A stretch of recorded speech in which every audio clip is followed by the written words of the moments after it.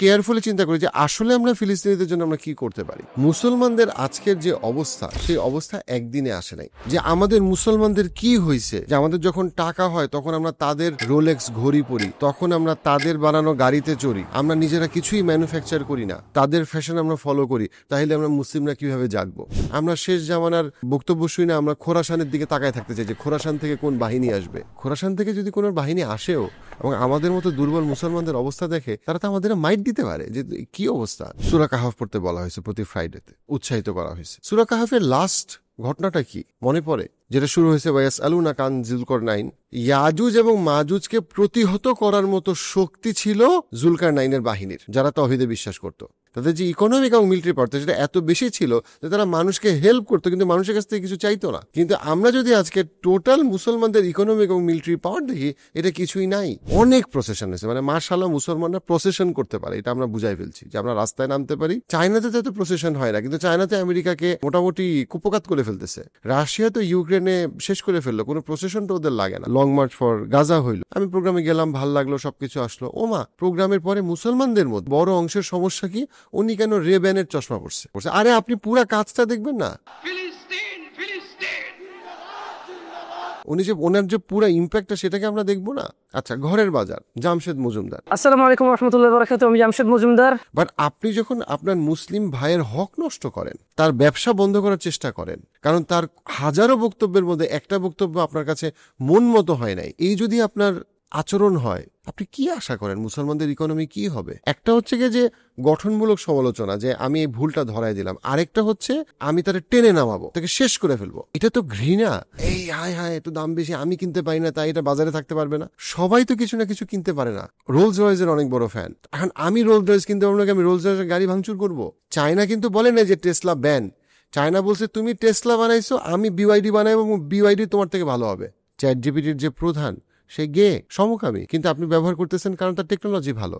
আপনি ফেসবুক ব্যবহার করতেছেন কারণ ফেসবুকের মাধ্যমে উপকার হয়। কোনো দেশই লম্বা সময় আপনি প্রোডাক্ট ব্যান করে সাস্টেইন করতে পারবেন না যদি না আপনি বেটার প্রোডাক্ট তৈরি করেন। বাট যখনই বলা হয় যে আসো আমরা 15-20 বছর কাজ করি, 10 লাখ মুসলিম ব্যবসায়ী যদি সিনসিয়ারলি 20 বছর কাজ করে, তারা বড় বড় প্রজেক্ট স্টার্ট করতে পারে এবং এটা প্রতি বছর তারা তৈরি করতে পারে এবং ওই কাজটা আস্তে আস্তে ন্যাশনাল ছাড়াই ইন্টারন্যাশনাল লেভেলে নেওয়া যায়।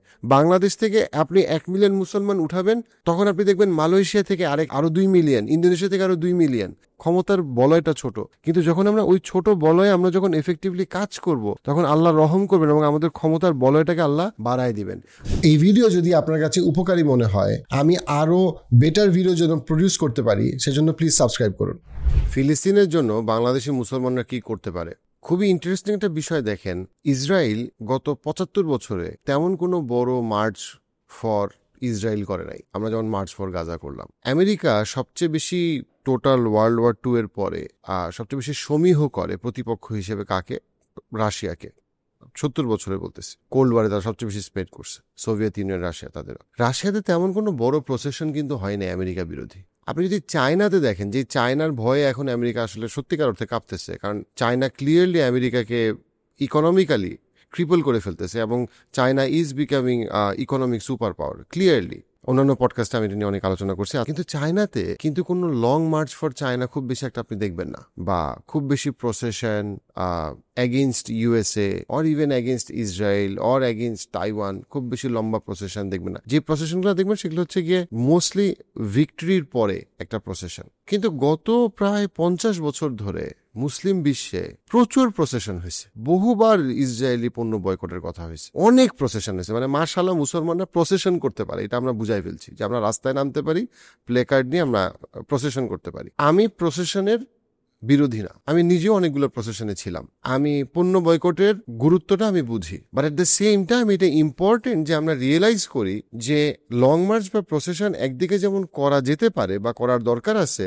পাশাপাশি এটার যে এটার স্পিরিটটা যদি লং টার্ম না হয়, তাহলে শুধুমাত্র প্রসেশন দিয়ে খুব বেশি সমস্যা আমরা এখন পর্যন্ত সমাধান করতে পারতেছি না। স্পেশালি যখন প্রতিপক্ষ, মানে যাদের বিরুদ্ধে আমরা করতেছি, তারা আসলে দেশে থাকে না। এমন যদি তারা দেশে থাকে, আপনি হয়তো বা বললেন যে আমি এই ভবন ঘেরাও করব বা ইত্যাদি, তখন আপনি একটা চাপ সৃষ্টি করতে পারতেছেন। কিন্তু এই যে যেই দেশগুলো আসলে কিছু করতে পারতেছে, সেই ক্ষেত্রে আমরা আসলে, আমি মনে করি যে আমরা যখন চিন্তা করি, আমরা যদি আরেকটু সময় নিয়ে চিন্তা করি, কেয়ারফুলি চিন্তা করি যে আসলে আমরা ফিলিস্তিনিদের জন্য আমরা কি করতে পারি। চায়নাতে তো এত প্রসেশন হয় না, কিন্তু চায়নাতে আমেরিকাকে উইদিন 20-30 ইয়ার্স মোটামুটি কুপকাত করে ফেলতেছে। রাশিয়া তো ইউক্রেনে শেষ করে ফেললো, কোনো প্রসেশন তো ওদের লাগে না। ইনফ্যাক্ট আমরা যাদের বিরুদ্ধে প্রসেশন করতেছি, ইসরায়েল, ইসরায়েলি প্রসেশনে মানুষই হয় না, খুব কম মানুষ হয় কম্পেয়ার টু মুসলমানদের প্রসেশনে যে মানুষ হয়। আজকে একটু আলোচনা করি যে আমরা ফিলিস্তিনিদের জন্য কি করতে পারি, যেটা আমরা চায়না থেকে অনেক কিছু শিখতে পারি, এবং সবচেয়ে কথা আমরা মুসলিম হিস্ট্রি থেকে শিখতে পারি। চায়নাটা জাস্ট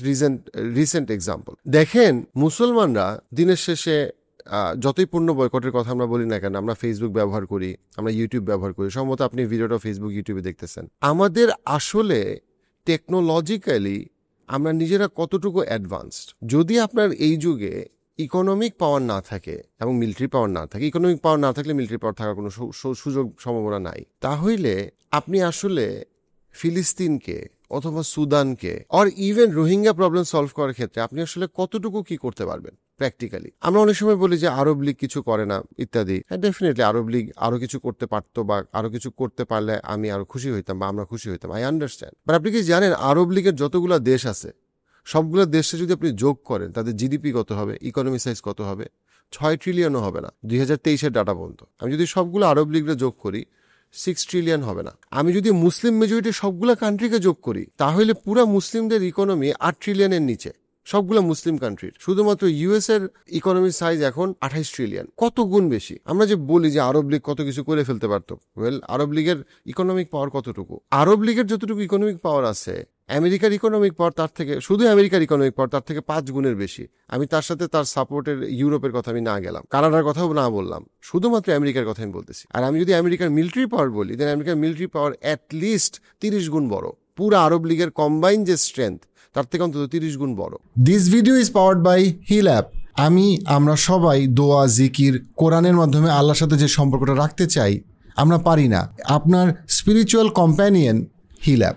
আমরা যদি একটু কোরআনের দিকে তাকাই, আমাদের প্রতি সপ্তাহে আমাদেরকে সূরা কাহাফ পড়তে বলা হয়েছে, প্রতি ফ্রাইডেতে উৎসাহিত করা হয়েছে। আমরা যদি সূরা কাহাফ, সব সূরাই কোরআন ইম্পর্টেন্ট, সূরা কাহাফ আরো বেশি ইম্পর্টেন্ট, এবং এন্ড অফ দ্য টাইমের সাথে সূরা কাহাফকে অনেক দিক থেকে অনেক উলামারা রিলেট করছেন। সূরা কাহাফের লাস্ট ঘটনাটা কি মনে পড়ে? যেটা শুরু হয়েছে ওয়ায়াসআলুনা কান জুলকারনাইনের ঘটনা দিয়ে।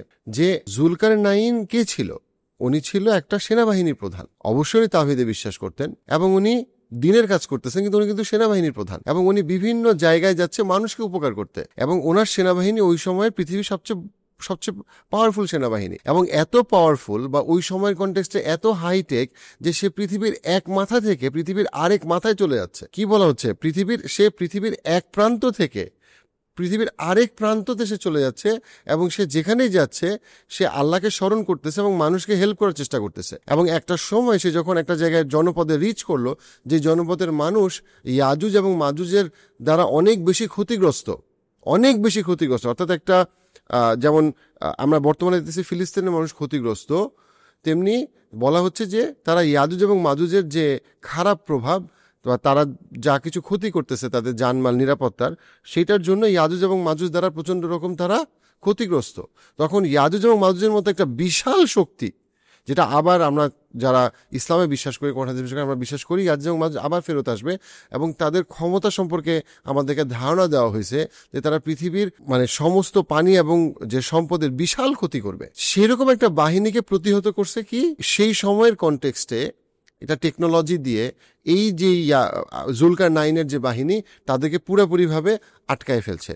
পৃথিবীর কোনো এক প্রান্তে তাদেরকে আটকায় রাখা হয়েছে। সেটা কিভাবে হয়েছে সেটা আমরা জানি না, সেটা মডার্ন সায়েন্স এখন আমাদেরকে জানাতে পারে নাই, বা আমরা এখন ওই পরিমাণ এক্সপ্লোর করতে পারি নাই। কিন্তু আমরা এটা বিশ্বাস করি, আমরা যারা কোরআনে বিশ্বাস করি, সেটা হচ্ছে গিয়ে ইয়াজুজ এবং মাজুজকে প্রতিহত করার মতো শক্তি ছিল জুলকারনাইনের বাহিনীর, যারা তাওহীদে বিশ্বাস করত।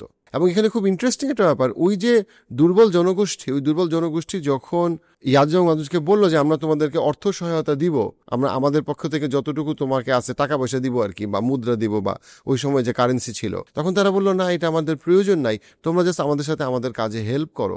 ইট শোজ যে তাদের ইকোনমিক পাওয়ার, কারণ মিলিটারি চালাতে তো ইকোনমি লাগে, তাদের যে ইকোনমিক এবং মিলিটারি পাওয়ার সেটা এত বেশি ছিল যে তারা মানুষকে হেল্প করতো, কিন্তু মানুষের কাছ থেকে কিছু চাইতো না। তার বিনিময়ে। কিন্তু আমরা যদি আজকে টোটাল মুসলমানদের ইকোনমিক এবং মিলিটারি পাওয়ার দেখি, এটা কিছুই নাই। আল্লাহ আযজা ওয়া জাল সূরা কাহাফের মতো গুরুত্বপূর্ণ জায়গায় কেন জুলকারনাইনের ঘটনা মুসলমানদেরকে বলতেছেন, আমাদেরকে বলতেছেন, যেন আমরা উদ্বুদ্ধ হই, যেন আমরা বুঝি যে আমাদের জন্য সালাত আদায় করা এবং সিয়াম পালন করা, রোজা রাখা যেমন গুরুত্বপূর্ণ, জাকাত দেওয়া তেমন গুরুত্বপূর্ণ, অ্যাট দ্য সেম টাইম জুলকারনাইনের মতো হওয়ার চেষ্টা করাটা আমাদের জন্য গুরুত্বপূর্ণ। সুলাইমান আলাইহিস সালামের মতো হওয়ার চেষ্টা করাটা আমাদের গুরুত্বপূর্ণ, যেখানে আমাদের প্রচুর পরিমাণে ইকোনমিক রিসোর্স আছে, মিলিটারি রিসোর্স আছে, এবং সেটাকে আমরা মানুষের উপকারের জন্য, সমাজের সংস্কারের জন্য, পুরো পৃথিবীর সংস্কারের জন্য আমরা কাজ করি। কিন্তু আজকে মুসলমানরা দুর্বল।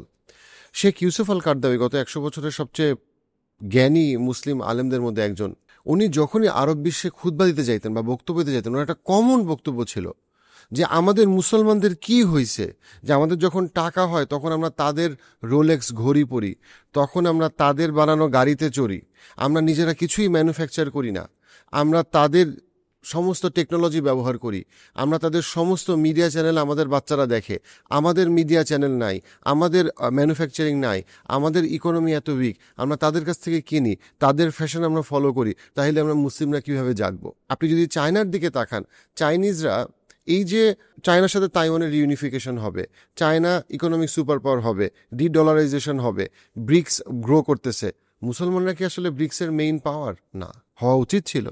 কিন্তু ব্রিক্স, এই যে আমেরিকার যে ইকোনমিক ফল হচ্ছে এবং ব্রিক্সের যে উত্থান হচ্ছে, যেটা নিয়ে লাস্ট ভিডিওটা করলাম, যারা দেখেন না তারা দেখে আসতে পারেন, বিকজ ইট ইজ ইম্পর্টেন্ট। এতে মুসলমানদের সম্ভাবনাটা তৈরি হয়েছে, কিন্তু ব্রিক্সের কিন্তু মূল নেতৃত্ব মুসলমানরা দিচ্ছে না। মুসলমানদের মধ্যে অনেকগুলো কান্ট্রি ব্রিক্সের সাথে জয়েন করছে, বাট এটার নেতৃত্বে কিন্তু মুসলমানরা নাই।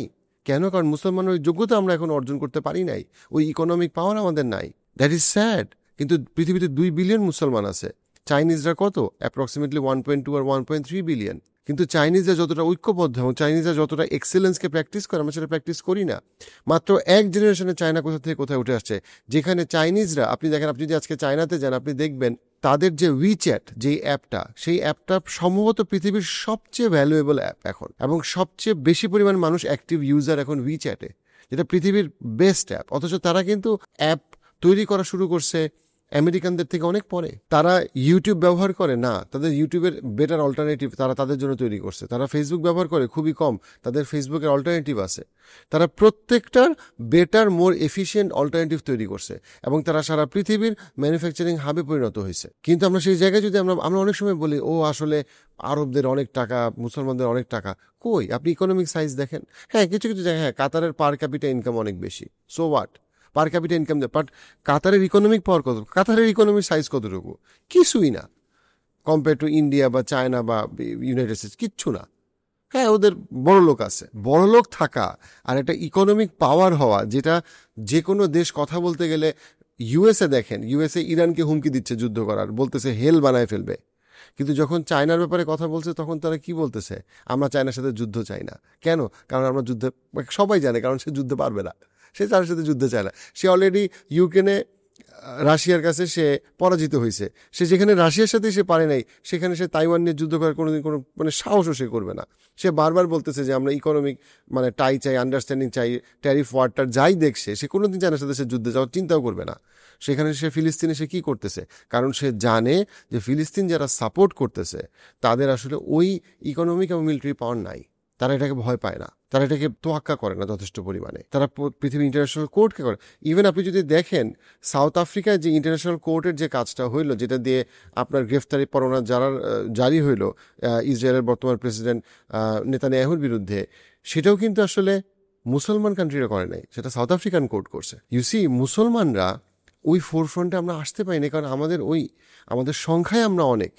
ঠিক যেরকম রাসূলুল্লাহ সাল্লাল্লাহু আলাইহি ওয়াসাল্লাম বলছেন যে একটা সময় আসবে যখন মুসলমানরা সমুদ্রের ফেনার মতো হবে, মিনিং তাদের কোনো সাবস্টেন্স থাকবে না, তাদের অন্তরে ওয়াহান থাকবে। ওয়াহান একটা অন্তরের রোগ। সাহাবারা জিজ্ঞেস করছে সহিহ হাদিসে, ওয়াহান কি?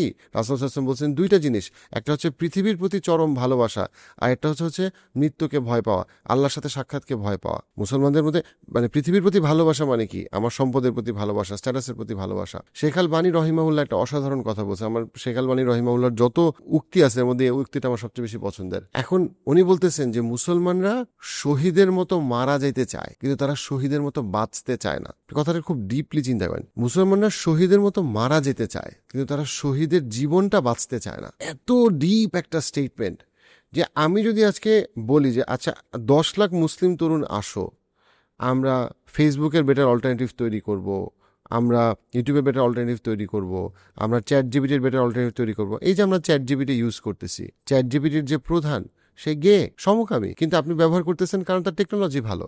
আপনি ফেসবুক ব্যবহার করতেছেন কারণ ফেসবুকের মাধ্যমে উপকার হয়। আপনি টিকটক ব্যবহার করতেছেন, অর্থাৎ বাজারে যা কিছু এফিশিয়েন্ট আপনি সেটা ব্যবহার করবেন। এটাই হচ্ছে বাস্তবতা। কিন্তু জিনিসটা হইল যারা এটার মালিক তারা যদি ইসলামকে কেয়ার না করে, মুসলিমদেরকে কেয়ার না করে, মুসলিম গণহত্যাকে স্বীকার না করে, দেন আপনি তাদেরকে ব্লেম করে তো লাভ নাই, কারণ আমরা তো নিজেদেরকে তৈরি করতে পারি নাই। আপনি খেয়াল করেন ইন্ডিয়া, এই যে আমরা ইন্ডিয়াকে নিয়ে নানা রকম আলোচনা সমালোচনা করি, আপনি ইন্ডিয়াকে খেয়াল করেন। অ্যামাজনের 2জন ইন্ডিয়ান চাকরি করতো অ্যামাজন কোম্পানিতে, পৃথিবীর সবচেয়ে বড় কোম্পানির একটা। সেখান থেকে তারা ইন্ডিয়াতে এসে ফ্লিপকার্ট কোম্পানি তৈরি করলো।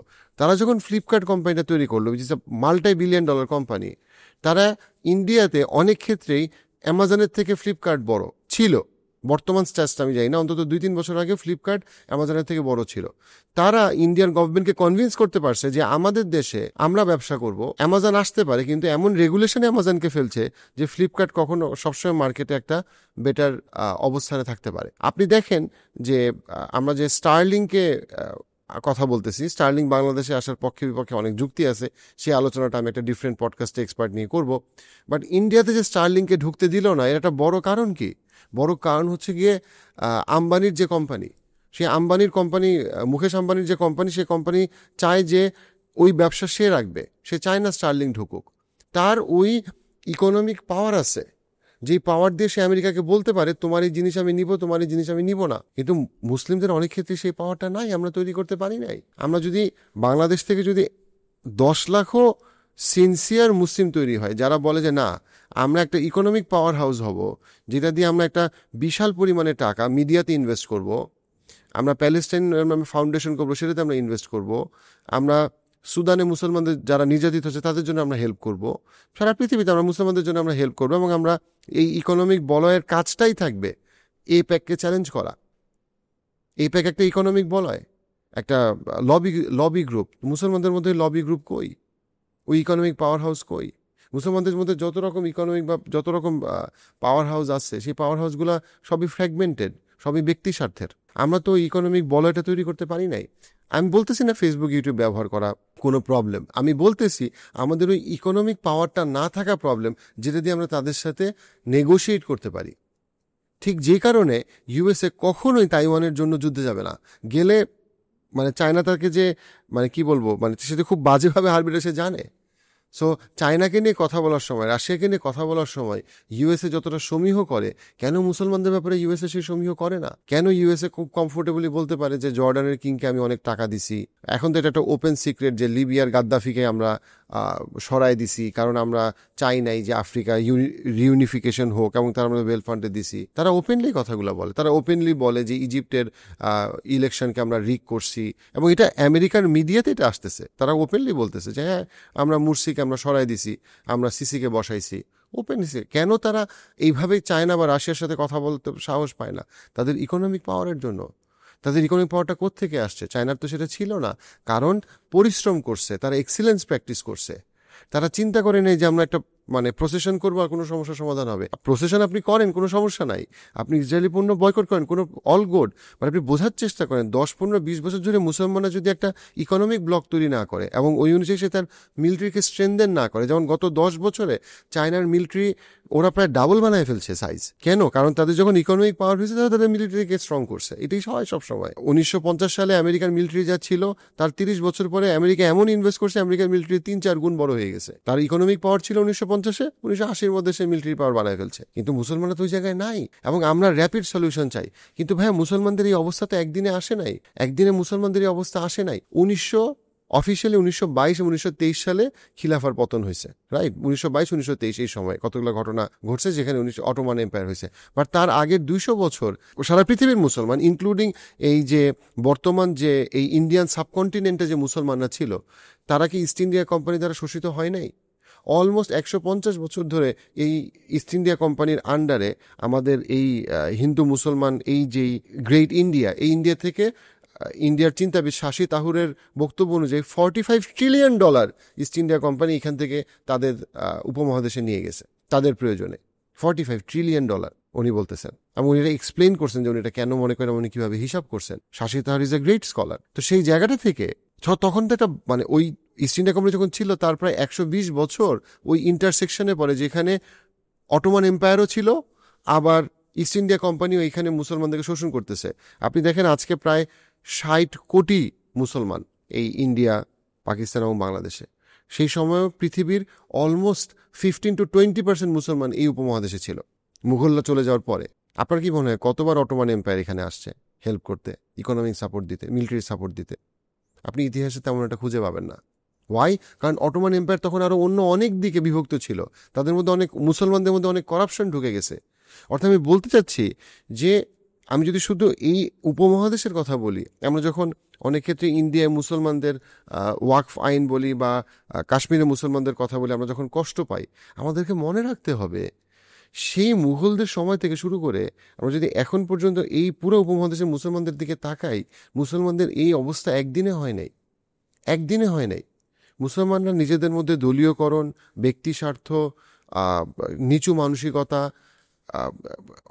একসাথে কাজ না করতে পারা, সবচেয়ে বড় কথা ইসলামকে ছেড়ে দেওয়া এবং ইসলামের টোটাল স্পিরিটটাকে ধারণ করে আগায় যাব। আমরা যে একটা সর্ট অফ একদিকে আমরা সালাত আদায় করবো, আরেকদিকে আমরা একটা ইকোনমিক সুপার পাওয়ার হবো, এবং আমরা যে কোনো মানে অন্য পার্টির সাথে আমরা স্ট্রংলি নেগোশিয়েট করব, সেই ক্ষমতা আমাদের নাই, বা ক্ষমতা আমাদের ছিল না, ক্ষমতা আমাদের এখনও নাই। আপনি বলতে পারেন যে তাহলে কি এখন ফিলিস্তিনি মানুষ এভাবে মারা যাবে, সুদানের মানুষ মারা যাবে? ওয়েল, আপনি চিন্তা করেন ফিলিস্তিনের ঘটনাটা শুরু হয়েছে 1945-1950 সময় থেকে। তারপর থেকে অলমোস্ট 3 জেনারেশন হয়ে গেছে। আমরা খুব তাড়াহুড়া করে একটা কিছু সমাধান চাই।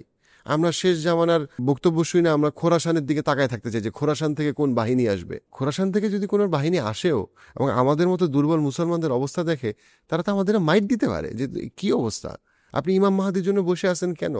ইমাম মাহাদির নিয়ে যে কোনো হাদিস, ওই হাদিসগুলা কি মুসলমানদের বসে থাকার জন্য?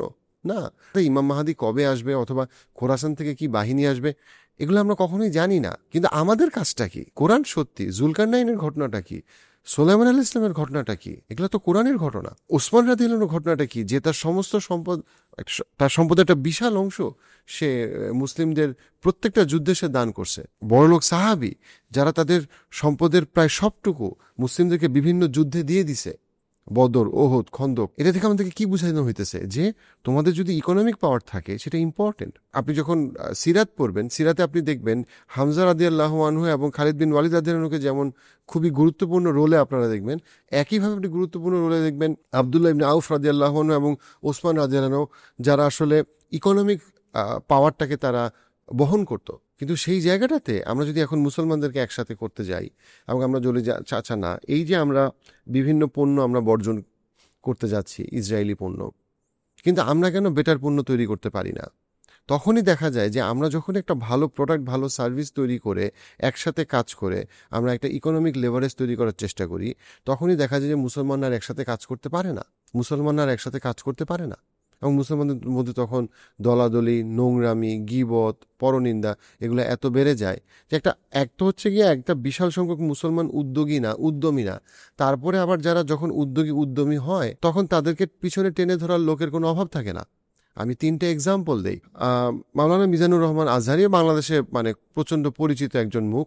ডেফিনেটলি যখনই আপনি খুব পরিচিত হবেন তখন অন্য অনেক ইসলামিক গ্রুপ আছে, তারা মনে করে যে উনি আর কি এমন বড় আলেম হয়েছে, বাট তারা চিন্তা করে না যে একজন তো অনেক মানুষের কাছে আসলে ইসলামের বাণীটা পৌঁছাইতে পারতেছে, তাহলে কেন আমি তাকে সমর্থন করব না? সে তো আমার মুসলিম ভাই, সে আমাদের একজন আলেম, সে বড় আলেম না ছোট আলেম, এই বিতর্ক করতে করতে ওই দলীয়করণ শুরু হয়ে যায়। উনি রিসেন্টলি যে লং মার্চ ফর গাজা হইল, সেই একটা চমৎকার প্রোগ্রাম। তো ওই প্রোগ্রামে গেলাম, ভাল লাগলো, সব কিছু আসলো। ওমা, প্রোগ্রামের পরে মুসলমানদের মধ্যে যারা নামাজ পড়ে, রোজা রাখে, তাদের মধ্যে একটা বড় অংশের সমস্যা কি, উনি কেন রে-ব্যানের চশমা পড়ছে। আপনি আর কিছু পাইতেছেন না। ওইভাবে যদি আপনি সমালোচনা করা শুরু করেন আপনার যারা নেতৃস্থানীয় ওলামাদেরকে, তাহলে কি আর ইসলাম থাকবে? উনি একটা চশমা পরছেন, আপনি জানেন চশমাটা কবে কিনছে, কি করছে না করছে, উনি কি রেবেনের চশমা পরছে না, উনি কোন সানগ্লাস পরছে, এটা ইম্পর্টেন্ট হয়ে গেল। ওনার বক্তব্য, ওনার উদ্যোগ, এই যে এতগুলা মানুষকে উনি একসাথে সুন্দরভাবে র্যালি, উনি একা করে নাই, আরো অনেক আলেমরা মিলেই করছে, আমি সবাইকে সম্মান করতেছি, কিন্তু মানে আলোচনাটা শুরু হয়ে গেলে উনি কেন রেবেনের চশমা পরছে? আরে আপনি পুরা কাজটা দেখবেন না, উনি যে ওনার যে পুরা ইম্প্যাক্টটা সেটাকে আমরা দেখবো না? আচ্ছা, দ্বিতীয় ঘটনা দেখি। আচ্ছা, ঘরের বাজার, জামশেদ মজুমদার। তো ঘরের বাজার জামশেদ মজুমদার, প্রথম কথা হচ্ছে গিয়ে যে জামশেদ মজুমদারের সাথে আমার ব্যক্তিগতভাবে কখনো কোনো পরিচয় নাই এবং আমি তার খুব বেশি ইসলামিক বক্তব্য শুনি নাই। জামশেদ মজুমদার যে বক্তব্যটা দিছে, সেই বক্তব্যটা মানে প্যালেস্তিনের ব্যাপারে এবং সেটা কনসার্নের ব্যাপারে বক্তব্যটা দিছে, সেইটা সে এইভাবে না বললে ভালো করতো, সেটা আমি অ্যাগ্রি করি। কথাটাকে আরো সুন্দরভাবে বলা যেত। আমি ওনার পয়েন্টটা আমি বুঝতে পারছি, কিন্তু ওনার পয়েন্ট উনি যে সময় যেভাবে বলছে কথাটা আরেকটু সুন্দরভাবে বলা যেত। কিন্তু তারপরে মুসলমানদের যে রিয়াকশন, অ্যাজ ইফ ঘরের বাজার হারাম ব্যবসায়ী, গাঁজা বিক্রি করে, অ্যাজ ইফ মদ বিক্রি করে, অ্যাজ ইফ সে ধর্ম ব্যবসায়ী, অ্যাজ ইফ, ভাই কি সমস্যা? আপনি একদিকে বলতেছেন আপনি বিদেশি ইসরায়েলি পণ্য বর্জন করবেন, আরেকদিকে আপনার দেশে একজন মুসলিম যখন উদ্যমী হয়ে একটা ভালো কোম্পানি বানাইলো, তখন আপনি একটা চান্স পাইলেই তার যত ব্যবসায়িক প্রতিদ্বন্দ্বী আছে, যত মুসলমান আছে, তারে নিয়ে গালাগালি, মারামারি, ইহুদিদের দালাল, জায়নিস্ট, তার ঘরের বাজারের ফেসবুক পেজ বন্ধ করে দিতে হবে। এই যদি আপনার আচরণ হয়, আপনি কি আশা করেন মুসলমানদের ইকোনমি কি হবে? কি হবে? আমি ঘরের বাজারের কিছু প্রোডাক্ট জীবনে কিনছি, আমার কাছে তো প্রোডাক্টগুলো ভালো মনে হয়েছে। হ্যাঁ, দাম বেশি, তো লেখাই আছে দাম বেশি, ও তো আর বলে নাই যেটা দাম বেশি না, ও তো দাম লিখেন দিছে। আপনি যদি মনে করেন যে আপনি এর থেকে ভালো প্রোডাক্ট আপনি অন্য কোথাও কম দামে পাবেন, কিনেন। বাট আপনি যখন আপনার মুসলিম ভাইয়ের হক নষ্ট করেন, তার ব্যবসা বন্ধ করার চেষ্টা করেন, কারণ তার হাজারো বক্তব্যের মধ্যে একটা বক্তব্য আপনার কাছে মন মতো হয় নাই, তখন আসলে আপনি মুসলমানদেরকে কিভাবে হেল্প করতেছেন? আপনি আসলে ফিলিস্তিনের কজকে কিভাবে হেল্প করতেছেন? একটা হচ্ছে গিয়ে যে গঠনমূলক সমালোচনা, যে আমি এই ভুলটা ধরাই দিলাম। আরেকটা হচ্ছে যে আমি তারে টেনে নামাবো, আমি তারে একদম শুয়াই দিব, আমি তাকে শেষ করে ফেলবো। এই আচরণটা যে আমি তার ব্যবসা শেষ করে ফেলবো, এটা তো ঘৃণা। এই আপনি যদি আপনার মুসলিম ভাইয়ের প্রতি যদি আপনার এরকম ঘৃণা থাকে, আপনি কিভাবে আশা করেন যে মুসলমানদের কোনো উত্থান হবে? আপনি যেই ফিলিস্তিনের পক্ষে আপনি যে প্রসেশনে যান, ওই প্রসেশন শেষ হওয়ার আগে একজন আরেকজনের সাথে এমন মারামারি গালাগালি শুরু হয়ে যায়, তারপরে সব শেষ। আপনি কিসের ঐক্যর কথা বলেন? আমরা নিজেরাকে ঐক্যে বিশ্বাস করি। এবার আসি ইল্লিনের কথা। ইল্লিনের ব্যবসায় হারাম দিকটা কি আমারে বলেন তো? আপনি আমাকে এক্স্যাক্টলি বলেন যে ইল্লিনের ব্যবসায় হারামটা কি। তাহলে সবাই কেন বলছে ও না ইল্লিন এই খারাপ, এটা সেটা খারাপ? আপনার যদি তাদের পাঞ্জাবি পছন্দ না হয়, আপনি কিনেন না। সে একটা হালাল মার্কেটিংকে স্টার্ট করতে যাচ্ছে, প্রমোট করতে যাচ্ছে, সে হালালভাবে ব্যবসা করতে যাচ্ছে। আপনারাই তো অনেকে বলেন যে বিভিন্ন বিদেশি কোম্পানি অশ্লীলতা ছড়ায়, অশালীনতা ছড়ায়। তাহলে ইল্লিন যখন একটা ইসলামিক ওয়েতে সে তার ভালো প্রোডাক্টকে আনতে যাচ্ছে, ইল্লিনের প্রোডাক্টের দাম বেশি, ফাইন, আপনি ইল্লিনের প্রোডাক্ট কিনেন না, বাট আপনি স্পিরিটটা বোঝার চেষ্টা করেন। আচ্ছা, আপনি একটা কাজ করেন না, আপনি ইল্লিনের কোয়ালিটির প্রোডাক্ট এর থেকে অর্ধেক প্রাইসে আপনি একটা ব্র্যান্ড তৈরি করেন, আপনি চাকরি দেন। ঘরের বাজার যত মানুষকে চাকরি দিচ্ছে, বেতন দিচ্ছে, জাকাত দিচ্ছে, দান করতেছে, ট্যাক্স দিচ্ছে, আপনারা কয়জন সেটা করতে পারছেন? ইল্লিন যতগুলা মানুষকে চাকরি দিতে পারছে, দান করতে পারতেছে, ফ্রি অ্যাপ বানাইতে পারতেছে, জাকাত দিতে পারতেছে, ট্যাক্স দিতে পারতেছে, যতগুলা পরিবার ইল্লিন সাথে অর্থনৈতিকভাবে তারা কাজ করতেছে একসাথে, আপনি কয়জনকে চাকরি দিতে পারছেন? আপনার কাছে মনে হচ্ছে ইল্লিনের পাঞ্জাবির দাম বেশি, এই জন্য আপনি ইল্লিন এত ক্ষতি চাচ্ছেন, ফেসবুকে সমানে আপনি গালাগালি করতেছেন। আপনি ইল্লিনের পাঞ্জাবি কিনেন না, অসুবিধা তো নাই, ইল্লিনের প্রোডাক্ট কিনেন না যদি আপনার কাছে দাম বেশি হয়। আপনি আমাকে বলেন এডিডাসের একটা প্রোডাক্টের দাম কত টাকায় প্রডিউস করে, কত টাকায় বিক্রি করে? আপনি নাইকির একটা জুতা যেটা বাংলাদেশে, অথবা পুমার একটা গেঞ্জি যেটা বাংলাদেশে যে দামে তৈরি হয়, বাংলাদেশের ইপিজেটে গিয়ে গেলেন ফ্যাক্টরিতে, তার 20 গুণ 30 গুণ দামে বিক্রি করতেছে। আপনি পুরো ওয়েবসাইটে গেলে আপনি দেখতে পারতেছেন।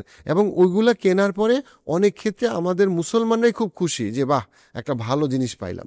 আপনি লুই ভিটনের ব্যাগ কিনতেছেন, কত দামে কিনতেছেন, কত দামে প্রডিউস হয়?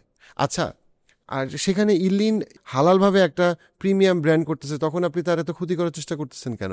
আপনি বলতে পারেন তার যদি প্রোডাক্ট খারাপ হয়, আপনি বলতে পারেন তার এই প্রোডাক্টটা খারাপ, কিন্তু আপনি যখন, অর্থাৎ কি, আপনি চাইতেছেন যে ইসরায়েলি, আমেরিকা, ইউরোপের যে ইকোনমিক আগ্রাসন, সেটা থেকে আমাদেরকে মুক্ত করতে। কিন্তু আমাদের দেশের কোনো উদ্যোগ বা উদ্যম যখন আসতেছে, তখন আপনি সামান্যতম ভুল যদি আপনার পছন্দ না হয়, সাথে সাথে আপনি দলাদলি, ব্যাকবাইটিং, খারাপ কথা বলা, বদনাম করা, সেটাতে মানে মানে একচেটিয়া। কেন? কারণ আমার কোম্পানিটা না, আমার দলের লোক না, আমার পছন্দ মতো হয় নাই, আমার পছন্দ হয় নাই। তাহলে আপনার পছন্দ মতো সবকিছু হওয়া কিভাবে সম্ভব, যেখানে আপনার 2 বিলিয়ন মুসলমান পৃথিবীতে? সবকিছু কিভাবে আপনার পছন্দ মতো হবে? হবে না তো আপনার পছন্দ মতো। পয়েন্টটা তো, ঐক্যের পয়েন্টটা তো এই জায়গাটাতে যে আমার পছন্দ না হইলেও আমি বৃহত্তর স্বার্থে আমরা একসাথে কাজ করব। তা না হইলে আপনি কিভাবে আগাবেন? কখনোই আপনি আগাইতে পারবেন না। আপনার বিভিন্ন ইসলামী কালচার প্রোগ্রাম যা আসবে, বিভিন্ন রকম ব্যবসায়িক উদ্যোগ যা আসবে, সব কিছুকে আপনি যদি মনে করেন যে না, আমার কাজ হচ্ছে গালাগালি করা, ডিসকারেজ করা, আমি নিজে উদ্যোগটা নিব না। আমি দেখছি যে ছোট ছোট যত উদ্যোগ আছে তাদের মধ্যে অনেকে, সবাই না, তারা যখনই কোনো মুসলিমদের মধ্যে কোনো একটা উদ্যোগ বড় হয়, সাথে সাথে তারা টেনে নামানোর চেষ্টা করে। একটা ইসলামিক দল বা একটা ইসলামিক গ্রুপ, সেটা 10 জনের হোক, 1 লাখ মানুষের হোক, তারা যখন একটা কিছু করার চেষ্টা করে, অবশ্যই কাজ করতে গেলে ভুল হবে। যে কাজ করে না তার ভুল হয় না, যার কাজ করে সে ভুল করবে। তখন তারে নামানোর জন্য মানুষের কোনো অভাব হয় না। কিন্তু যে মানুষগুলো নামানোর চেষ্টা করতেছে, তারাই আবার মুসলিম ঐক্যের কথা বলে, তারাই আবার মুসলমানদের ইকোনমিক প্রবলেম সলিউশনের কথা বলে, তারাই আবার ফিলিস্তিন মুক্তির কথা বলে। তো কোত্থেকে হবে? আপনি তো সামান্যতম ডিসএগ্রিমেন্ট টলারেট করতে পারেন না, যেখানে রাসূলুল্লাহ সাল্লাল্লাহু আলাইহি ওয়াসাল্লাম বুখারী এবং মুসলিম শরীফের হাদিসে বলছেন স্পষ্টভাবে, তোমরা মানুষের জন্য ইসলামকে সহজ করো, কঠিন করো না। তোমরা মানুষকে স্বাগতম জানাও, ওয়েলকাম করো। তোমরা মানুষকে ভীত সন্ত্রস্ত করো না। কি কোন ক্ষেত্রে উনি বলছেন? যখন তুমি একজন মুসলিম অন্য সমাজের, বৃহত্তর সমাজের সাথে যখন মিশ্রণ হবে, সেই ক্ষেত্রে আচরণটার ব্যাপারে রাসূলুল্লাহ সাল্লাল্লাহু আলাইহি ওয়াসাল্লাম এই কথা বলছেন। এবং আমরা হইলাম যত তির্যক কথা বলা যায়। আমাদের অনেক ক্ষেত্রে আমাদের ইসলামের জ্ঞান অর্জন শুরুই হয় কোথা দিয়ে? বিনয় দিয়ে না, অ্যারোগেন্স দিয়ে। ইসলামিক জ্ঞান আমাদেরকে বিনয়ী করার কথা, তাকওয়া আমাদেরকে বিনয়ী করার কথা। কিন্তু অনেক ক্ষেত্রে আমাদের ইসলামিক জ্ঞান অর্জন শুরুই হয় অ্যারোগেন্স দিয়ে। কিভাবে? আমরা একমাত্র সহি ইসলাম, আর সব ভুল। আমাদের অনেকের ইসলামিক জ্ঞানের যাত্রাটা শুরুই হইল আমি একমাত্র সঠিক ইসলাম জানি, এবং আমি এবং আমার আলেম ছাড়া আর কেউ জান্নাতি হবে না, বাকি সবাই জাহান্নামী।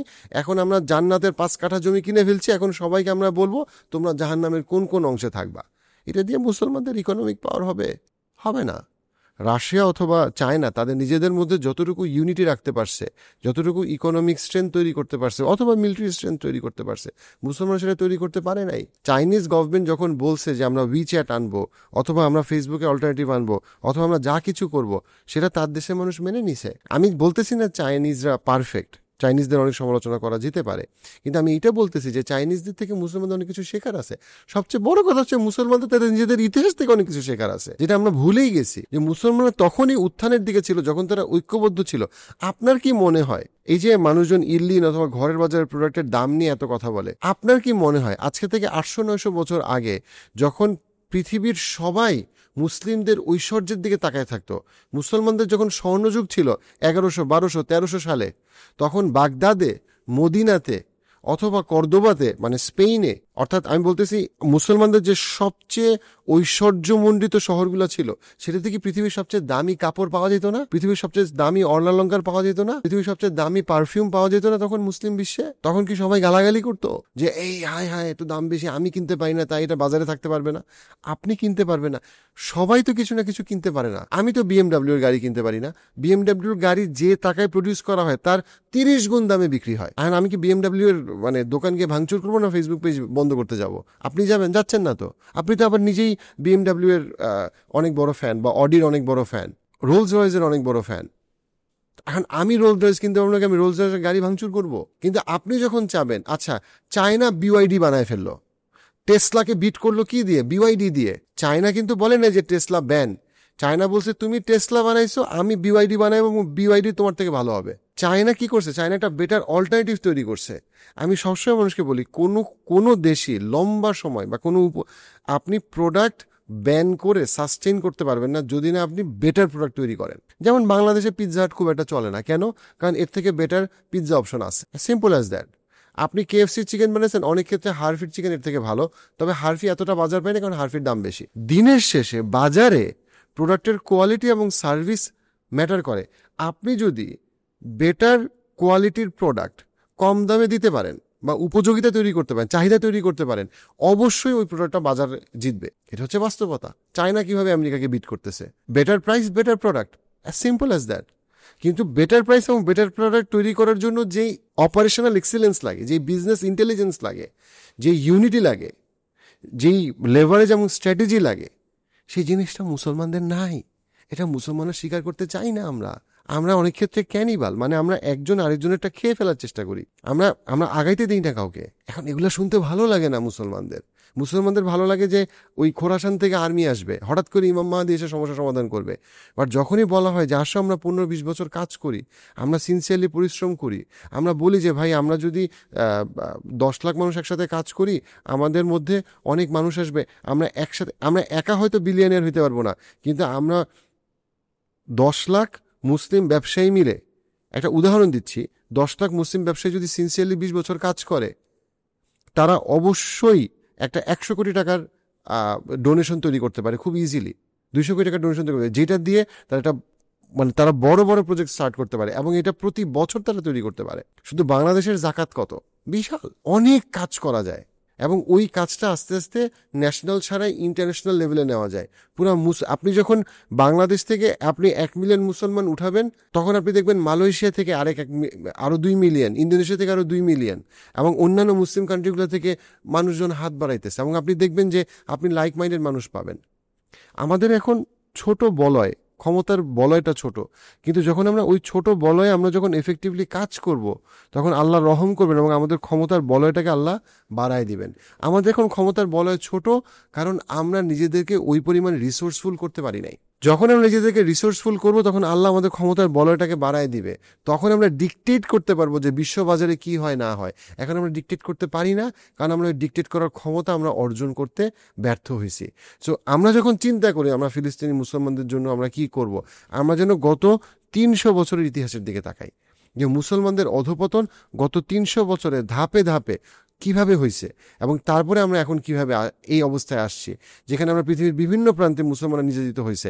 সবচেয়ে বড় কথা, আমাদের অন্তরে যে ওয়াহান নামের রোগের কথা রাসূলুল্লাহ সাল্লাল্লাহু আলাইহি ওয়াসাল্লাম বলে গেছেন, যে পৃথিবীর প্রতি ভালোবাসা এবং মৃত্যুকে অ্যাভয়েড করতে চাওয়া, আল্লাহর সাথে সাক্ষাৎকে অ্যাভয়েড করতে চাওয়া, যে আমরা নিজেদের যে ছোট গণ্ডির মধ্যে, কমফোর্ট জোনের মধ্যে তাড়াতাড়ি রিটায়ার করার মানসিকতা, যে শুধু নিজের জন্য বাঁচা, আত্মকেন্দ্রিকতা, এই বিষয়টাকে ওয়াহান কি, ওয়াহানের আসল থিমটা কি, সেটা হচ্ছে আত্মকেন্দ্রিকতা। মুসলমানরা আত্মকেন্দ্রিক হয়ে যাবে, সে শুধু নিজেকে নিয়ে চিন্তা করবে, নিজের সম্পদ, নিজের ছেলে মেয়ে, নিজের স্ট্যাটাস, এবং সে ভুলে যাবে যে তার আল্লাহর সামনে দাঁড়াইতে হবে, তার মৃত্যু হবে। এটা হচ্ছে ওয়াহানের মূল স্পিরিট। এবং সেই রোগ থেকে আল্লাহ আমাদের সবাইকে মুক্তি দান করুক এবং ফিলিস্তিনবাসীকে আল্লাহ মুক্তি দান করুক।